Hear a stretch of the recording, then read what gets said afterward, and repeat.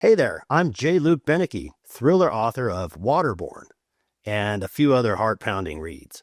And one of the questions I get asked all the time is, where do your story ideas come from? The honest, simple answer is basically everywhere. Sometimes it's a news article or a weird headline, a what-if moment that refuses to let go. For Waterborne, it started with a simple yet terrifying idea. I thought, what if terrorists sabotaged California's water supply?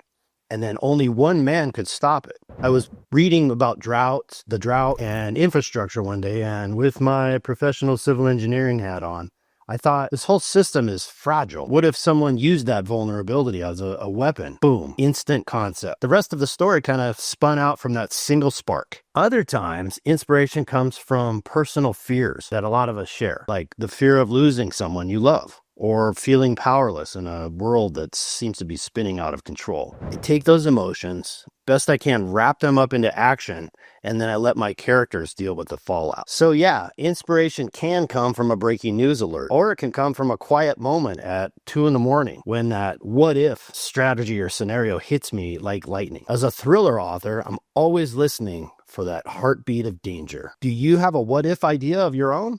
Drop it in the comments. You never know, I just might turn it into a novel.